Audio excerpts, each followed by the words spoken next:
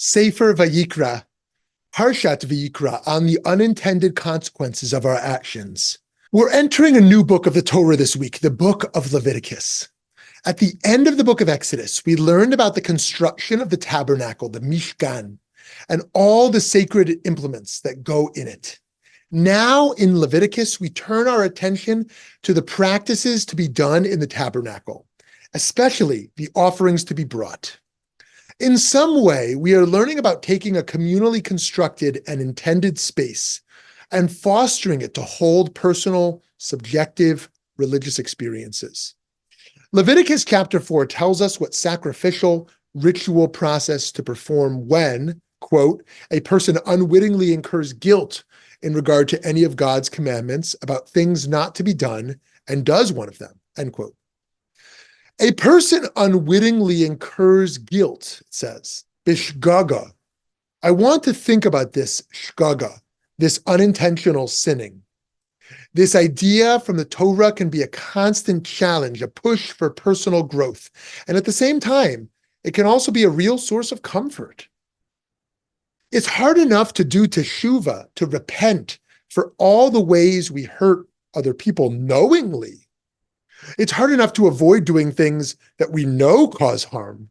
These shgaga offerings are reminding us that even the harm we do without knowing it also requires our attention and our efforts at restitution.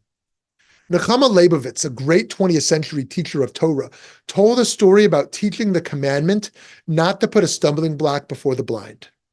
She had explained that this commandment means we have to carefully avoid making it too easy for someone else to do wrong.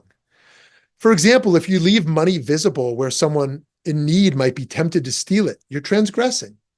Nechama Leibovitz related, humorously, that a young student in the class said, "But if that's so, then you have to think all the time." Nechama Leibovitz had said, "Yes, you have to think in life." And the young woman had replied, sighing, "Oh, it's hard to be a Jew." We're responsible not just for our intentional actions, but also for the unintended consequences of our behavior. It's hard to take that responsibility. The offerings on unintentional shgaga transgressions is an invitation to expand our moral consciousness toward what we can't see and aren't aware of. To recognize that we have biases within us and blind spots outside of us. And moreover, we are part of systems that act for our benefits as citizens and as consumers. We do not necessarily know how to control them, and we are in some ways complicit in the harm they do. Allyship is not just a political stance, it is a spiritual process of learning how to listen and also how to communicate in ways that others can hear. Today, we can bring this shgaga offering by reaching for self-awareness of how we impact the world around us. Even if we don't yet have a plan or a means to make a change in that impact, it's a step to have the courage to name the moral dynamics we are a part of. It can be startling, scary, and overwhelming to learn our own responsibilities and blind spots. But it's also empowering. We should not feed ourselves destructive shame, but rather productive awareness of our own guilt.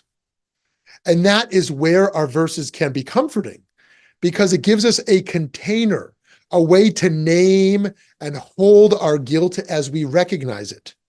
It tells us that this confronting of guilt is part of a process that has been with us as long as our oldest traditions. To be human is to be imperfect. Paradoxically, it is also to be perfect. Being human means to err, to stumble, and to hurt one another. Ecclesiastes, Kohelet, teaches, there is not one good man on earth who does what is best and doesn't err.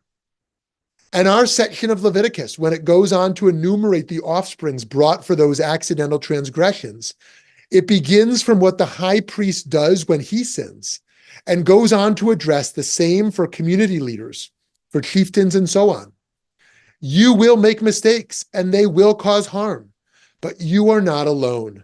And you are not less infinitely valuable for it. Only when we're able to hold our flaws, known and unknown, only then we are able to hold our whole selves with true gentleness, comfort, and care. There are Hasidic teachings that go further and say not only to acknowledge the missteps, but to embrace them as important parts of the process of our personal and communal redemption. This is a very dangerous idea if misapplied, but can be an important tool for self-actualization if applied well. Rabbi Yisrael Dovber ben Rabbi Yosef, the tzaddik of Vilna, gave a teaching based on earlier practical legal sources that say one is forbidden to correct errors in written texts. You can make a note in the margin with your emendation, but you should never erase what is there and replace it with what you believe is the right version. The tzaddik of Vilna explains this rule poetically as a deep truth about the mystical potential of errors to redeem holiness in the world. The error you find in a book, it too has value and truth and a role to play, and should not be blotted out as if never existed. He connects the Hebrew word for mistake, ta'ut, to the word for planting, tiat, as in planting the tree of the soul, from a prayer we say on Sukkot. And the tzaddik of Vilna learns thus that a mistake can bring repair to the tree of the soul, and therefore a mistake is to be treasured. If we turn away from our mistakes, if we blot them out, erase them from our minds as if they never happened, we destroy an opportunity for our own growth toward redemption. If we only pay attention to our intention and do not live with open curiosity and desire to understand the unintended consequences of our actions, we similarly erase those unintended errors from among our potential teachers. We have instead the challenge to create a gentle space within us to see and hold the damage we do, to bear ourselves before God in prayer about what we do not know, to claim the opportunity to bring our shkaga offerings and write our notes of correction in our margins and move forward to improve ourselves in our behavior and relationships. That way, our mistakes can be a spiritual planting of the trees of our souls. Shabbat Shalom.